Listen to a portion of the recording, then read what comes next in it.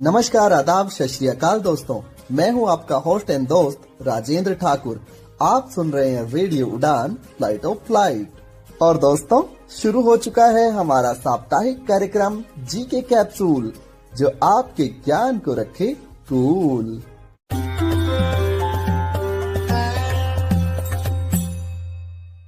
दोस्तों, इस कार्यक्रम का मुख्य उद्देश्य प्रश्नोत्तरी के माध्यम से आपके ज्ञान में वृद्धि करना है। कार्यक्रम का प्रसारण हर सोमवार रात 10 बजे और पुनः प्रसारण हर मंगलवार शाम 5 बजे से रेडियो उड़ान द्वारा किया जाता है।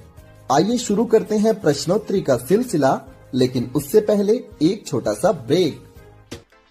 क्या आप डिसेबिलिटी के बारे में सटीक और विश्वसनीय जानकारी जानना चाहते हैं? तो विजिट करें disability.390.org।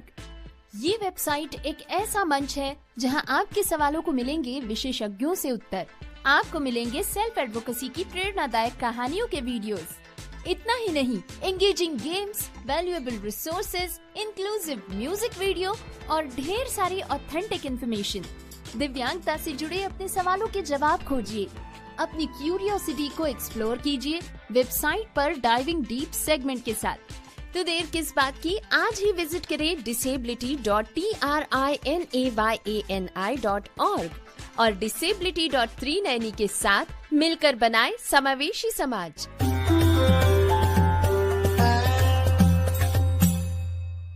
ब्रेक के बाद जीके कैप्सूल कार्यक्रम में आप सभी श्रोताओं का हार्दिक स्वागत है। दोस्तों, आज है दिन सोमवार 27 अक्टूबर सन 2025। आज ही का दिन दोस्तों इन्फेंट्री डे के रूप में भी भारत में मनाया जाता है, क्योंकि आज ही के दिन सन 1947 में भारत ने पाकिस्तान पर सैन्य कार्रवाई करी थी। और आज ही के दिन दोस्तों हम मनाते हैं श्रव्य एवं दृश्य विरासत दिवस। दोस्तों, आप लोग कमेंट बॉक्स में बताइए कि विश्व श्रव्य एवं दृश्य विरासत दिवस से आप क्या समझते हैं। चलिए बढ़ते हैं आज के प्रश्नोत्तरी कार्यक्रम की ओर। प्रश्न संख्या 1। दोस्तों, आप लोगों को बताना है सस्टेनेबल ट्रेड इंडेक्स 2025 यानी सतत विकास सूचकांक 2025 में भारत का स्थान कौन सा रहा। आपके विकल्प हैं ए 12वां, बी 17वां, सी 19वां या विकल्प डी 23वां। बिल्कुल सही दोस्तों, 23वां यानी 23 नंबर पे भारत रहा और टोटल कंट्री थे 30। प्रश्न संख्या 2। दोस्तों, आप लोगों को बताना है मेजर ध्यानचंद जी का निधन कब हुआ था। आपके विकल्प हैं ए 1975, बी 1978, सी 1979 या विकल्प डी 1987। बिल्कुल सही दोस्तों, 3 दिसंबर 1979 यानी 1979 में उनका निधन हुआ था। दोस्तों, अब आप लोगों को बताना है मेजर ध्यानचंद जी का जन्म कब हुआ था। आपके विकल्प हैं ए 29 अगस्त 1904, बी 29 अगस्त 1905, सी 29 अगस्त 1906 या विकल्प डी 29 अगस्त 1907।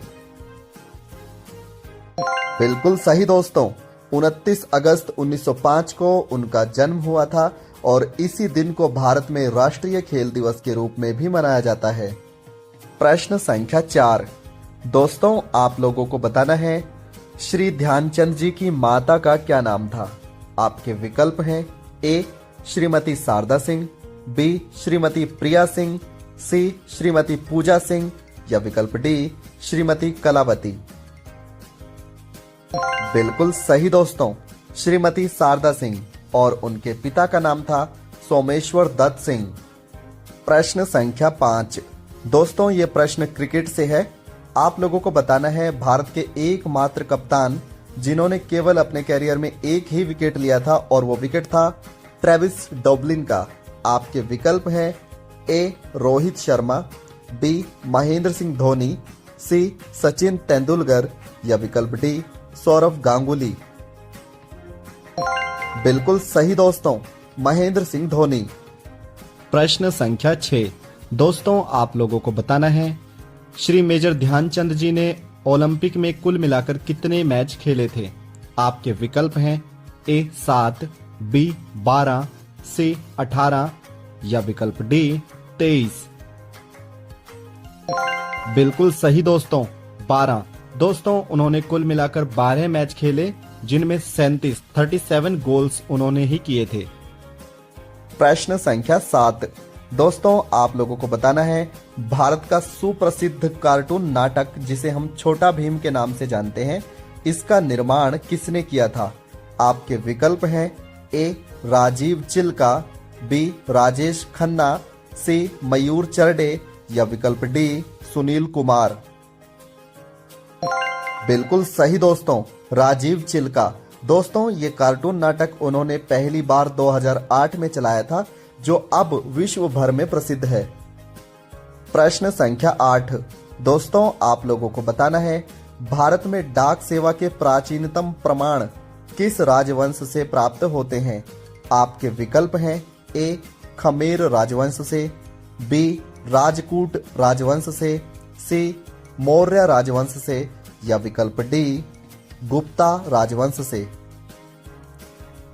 बिल्कुल सही दोस्तों, मौर्य राजवंश से भारत में डाक सेवा के प्रमाण मिलते हैं। प्रश्न संख्या 9। दोस्तों आप लोगों को बताना है भारत ने सर्वप्रथम विश्व के साथ किस बंदरगाह का इस्तेमाल करते हुए समुद्री व्यापार से संबंधित रिश्ते स्थापित किए थे? आपके विकल्प हैं ए मोहनजोदड़ो बंदरगाह से, बी सिंधु बंदरगाह से, सी लोथल बंदरगाह से या विकल्प डी मुंबई पोर्ट से। बिल्कुल सही दोस्तों, लोथल बंदरगाह से। दोस्तों वर्तमान में लोथल गुजरात में आता है। प्रश्न संख्या 10। दोस्तों आप लोगों को बताना है भारत में कितने जंतर मंतर हैं? आपके विकल्प हैं ए 3, बी 2, सी 5 या विकल्प डी 7। बिल्कुल सही दोस्तों, 5। दोस्तों ये 5 जो हैं इनमें पहला दिल्ली में है, दूसरा जयपुर में है, तीसरा वाराणसी में है, चौथा उज्जैन में है और 5वां मथुरा में है। प्रश्न संख्या 11। दोस्तों आप लोगों को बताना है भारतीय इतिहास में उत्तर प्रदेश से अब तक कितने प्रधानमंत्री देश की सेवा कर चुके हैं? आपके विकल्प हैं ए 5 प्रधानमंत्री, बी 7 प्रधानमंत्री, सी 9 प्रधानमंत्री या विकल्प डी 11 प्रधानमंत्री। बिल्कुल सही दोस्तों, 9 प्रधानमंत्री अब तक उत्तर प्रदेश राज्य से भारत की सेवा कर चुके हैं। प्रश्न संख्या 12। दोस्तों आप लोगों को बताना है भारत ने अपनी करेंसी यानी मुद्रा के लिए डेसिमल सिस्टम यानी दशमलव सिस्टम कब अपनाया? आपके विकल्प हैं ए 1935, बी 1937, सी 1949 या विकल्प डी 1957। बिल्कुल सही दोस्तों, 1 अप्रैल 1957 को भारत ने अपनी मुद्रा यानी करेंसी के लिए डेसिमल सिस्टम अपनाया था। दोस्तों डेसिमल सिस्टम का अर्थ है कि भारत में 1 रुपया से छोटी जो मुद्रा होगी वो पैसा में काउंट होगी।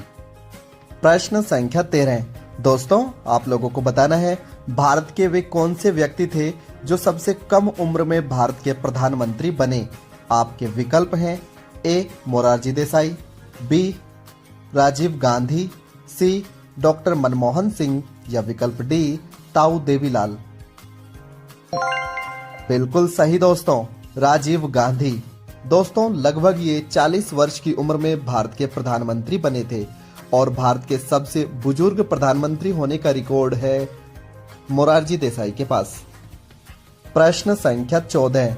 आप लोगों को बताना है द सोशल कॉन्ट्रैक्ट इस किताब के रचयिता कौन है? आपके विकल्प हैं A John Lewis, B Rousseau, C Peter या विकल्प डी चाको जैकेब।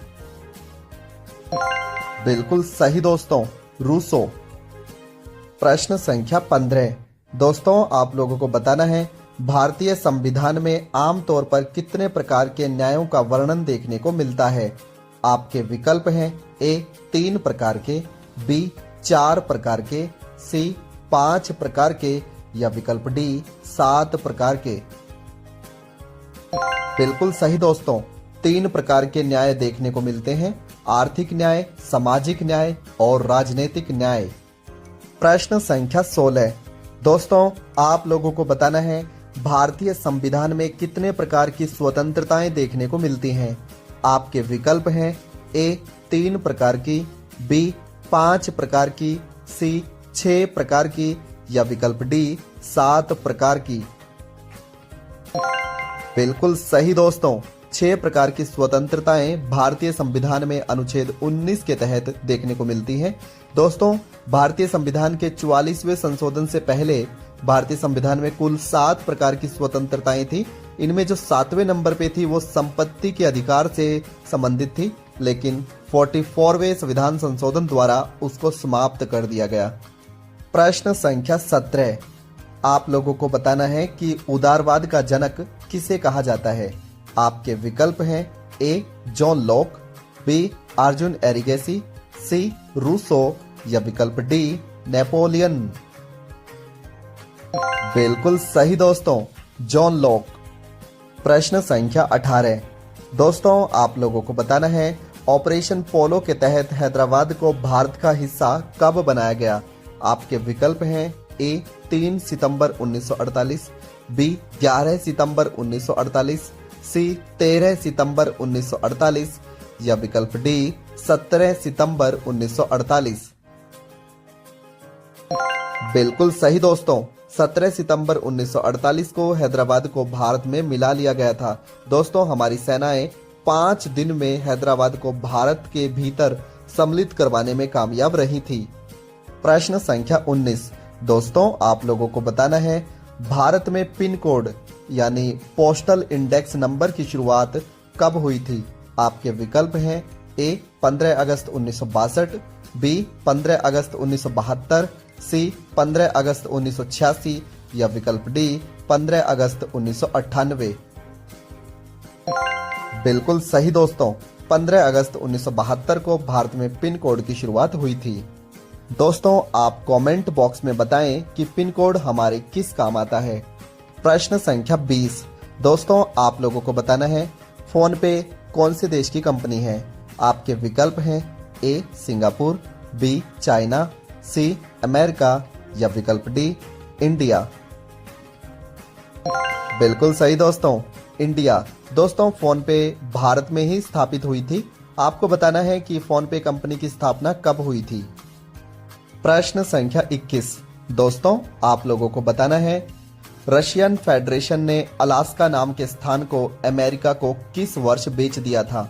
आपके विकल्प हैं ए 1843, बी 1849, सी 1861 या विकल्प डी 1867। बिल्कुल सही दोस्तों, 1867 यानी 1867 में रशियन फेडरेशन ने अलास्का को अमेरिका को बेच दिया था और ये इतिहास में सबसे बड़ी गलती थी। प्रश्न संख्या 22, दोस्तों आप लोगों को बताना है हाल ही में एशिया की सबसे बड़ी मालगाड़ी भारत में तैयार हुई है। इसका क्या नाम है। आपके विकल्प हैं ए वासुकी, बी रुद्राक्ष, सी दामिनी या विकल्प डी विवेक। बिल्कुल सही दोस्तों, रुद्राक्ष। दोस्तों कमेंट बॉक्स में बताएं कि रुद्राक्ष मालगाड़ी की लंबाई कितनी है। प्रश्न संख्या 23, दोस्तों आप लोगों को बताना है मुगलों और अहोम राजवंश के मध्य सराई घाट का युद्ध कब लड़ा गया था। आपके विकल्प हैं ए 1661, बी 1668, सी 1670 या विकल्प डी 1671। बिल्कुल सही दोस्तों, ये युद्ध 1671 में लड़ा गया था। दोस्तों, अहोम साम्राज्य का अर्थ है आज का असम। प्रश्न संख्या 24, दोस्तों आप लोगों को बताना है वीरों का कैसा हो बसंत, ये एक कविता है। इस कविता के रचयिता कौन है। आपके विकल्प हैं ए सुभद्रा कुमारी चौहान, बी सुमित्रा नंदन पंत, सी अरुंधति रॉय या विकल्प डी इनमें से कोई नहीं। बिल्कुल सही दोस्तों, सुभद्रा कुमारी चौहान। प्रश्न संख्या 25, दोस्तों आप लोगों को बताना है स्पेस क्राफ्ट का कब्रगाह किसे कहा जाता है। यानी अंतरिक्ष में जो यान भेजे जाते हैं बाद में नष्ट होकर वो धरती पर गिरते हैं, तो धरती पर ऐसा कौन सा स्थान है जहां पर उन्हें गिराया जाता है। इसी स्थान को रॉकेट या फिर हम बोलें यानों का कब्रगाह कहा जाता है। आपके विकल्प हैं ए पॉइंट नीमो, बी पॉइंट डूको, सी पॉइंट सुलोमा या विकल्प डी पॉइंट रेखो। बिल्कुल सही दोस्तों, पॉइंट नीमो। ये प्रशांत जो महासागर है दोस्तों, उसमें एक जगह है जिसका नाम है पॉइंट नीमो। यहीं पर धरती से जो यान भेजे जाते हैं उनका जो अवशिष्ट पदार्थ होता है वो इस स्थान पे गिराया जाता है, यानी प्रशांत महासागर में गिराया जाता है। और प्रशांत महासागर में जिस स्थान पर गिराया जाता है उस स्थान को पॉइंट नीमो के नाम से जानते हैं। प्रश्न संख्या 26 दोस्तों, जैसा कि आप जानते हैं भारत का दक्षिणतम बिंदु है इंदिरा पॉइंट। आपको बताना यह है कि इसमें 4 परिवार हैं। इन 4 परिवारों में सन 2011 की जनगणना के अनुसार कितने लोग हैं? आपके विकल्प हैं ए 15, बी 18, सी 24 या विकल्प डी 27। बिल्कुल सही दोस्तों, 27। प्रश्न संख्या 27 दोस्तों, आप लोगों को बताना है भारत में वायु परिवहन की शुरुआत कब हुई थी? आपके विकल्प हैं ए 1903, बी 1904, सी 1911 या विकल्प डी 1912। बिल्कुल सही दोस्तों, 1911। प्रश्न संख्या 28 दोस्तों, आप लोगों को बताना है चाय उत्पादन में दुनिया का सबसे बड़ा यानी अग्रणीय देश कौन सा है? आपके विकल्प हैं ए भारत, बी चीन, सी ब्राजील या विकल्प डी चिली। बिल्कुल सही दोस्तों, चीन। प्रश्न संख्या 29 दोस्तों, आप लोगों को बताना है अंडमान निकोबार द्वीप समूह में कुल कितने जिले यानी डिस्ट्रिक्ट हैं? आपके विकल्प हैं ए 1, बी 2, सी 3 या विकल्प डी 4। बिल्कुल सही दोस्तों, 3। प्रश्न संख्या 30 दोस्तों, आप लोगों को बताना है किस उद्योग को आधारभूत उद्योग के रूप में जाना जाता है, यानी कौन सा इंडस्ट्री को हम बेस इंडस्ट्री के रूप में जानते हैं? आपके विकल्प हैं ए स्टील उद्योग, बी प्लास्टिक उद्योग, सी लौह एवं इस्पात उद्योग या विकल्प डी सोना उद्योग यानी गोल्ड उद्योग। बिल्कुल सही दोस्तों, लौह एवं इस्पात उद्योग को हम आधारभूत उद्योग के रूप में जानते हैं।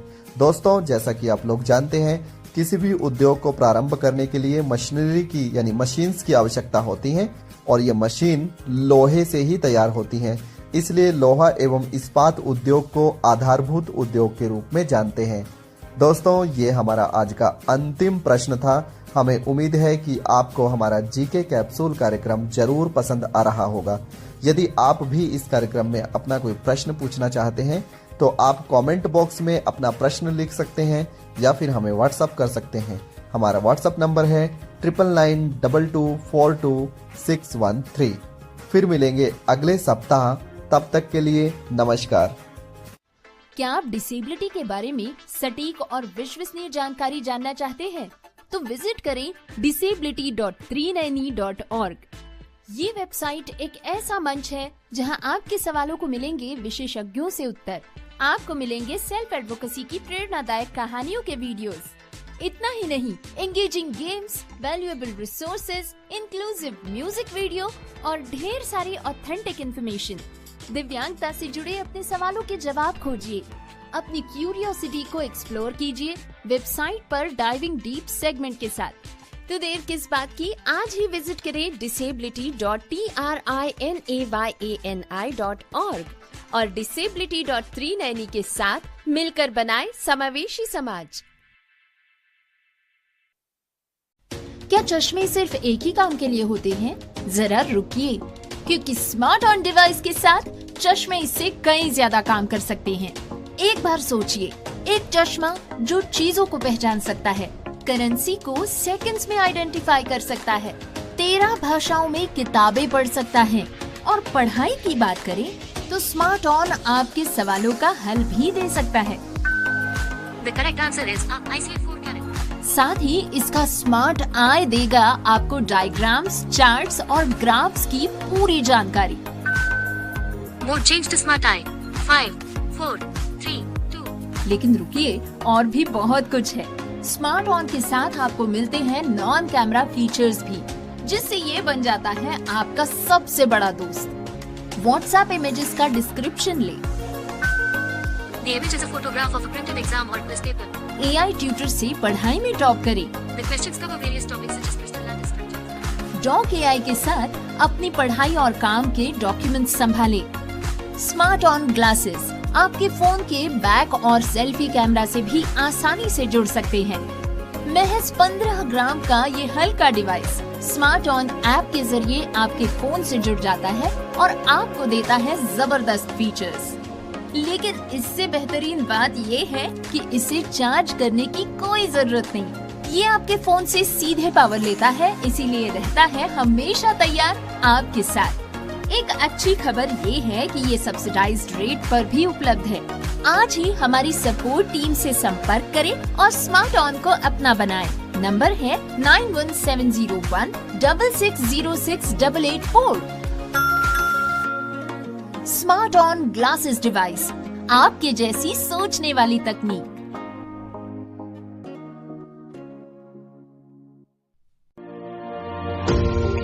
पेश है स्मार्ट ऑन ग्लासेस, एक ऐसी डिवाइस जो तकनीकी और सादगी को साथ लाता है। यह हल्का डिवाइस स्मार्ट ऑन ऐप के जरिए आपके फोन से जुड़ता है और देता है आपको 7 जबरदस्त फीचर्स। कैमरा फीचर्स, वस्तुओं और नोटों की पहचान, 13 भाषाओं में पढ़ाई और पढ़ाई के सवालों का हल। Non camera features, WhatsApp image का सारांश, डॉक्यूमेंट AI से स्मार्ट वर्क और स्मार्ट आई जो डायग्राम, चार्ट्स और ग्राफ की पूरी जानकारी देता है। और सबसे बेहतरीन बात, इसे चार्ज करने की कोई जरूरत नहीं। ये आपके फोन से सीधे पावर लेता है और तैयार रहता है हमेशा आपके साथ। तो इंतजार क्यों, अभी जुड़े और अपने जीवन को नया आयाम दे। कॉल करें हमारे सपोर्ट नंबर पर 7016 068884। स्मार्ट ऑन ग्लासेस, आपकी नई दृष्टि, नई सोच। क्या आप एक्सेसिबिलिटी के क्षेत्र में अपना करियर शुरू करना चाहते हैं या फिर अपनी स्किल्स को नए मुकाम तक ले जाना चाहते हैं? तो जरा ध्यान से सुनिए। बैरियर ब्रेक लेकर आया है एस लर्निंग, आपका अपना लर्निंग प्लेटफॉर्म। एक्सेसिबिलिटी की दुनिया का एक्सपर्ट। चाहे आप हो बिगिनर या प्रोफेशनल, यहाँ आपको मिलेंगे ऑन डिमांड इंटरैक्टिव कोर्सेज, वो भी अपनी ही रफ्तार से सीखने के लिए, इंडस्ट्री एक्सपर्ट्स की गाइडेंस और रियल वर्ल्ड इनसाइट्स के साथ। जल्द ही लॉग इन करें ace.barrierbreak.com पर।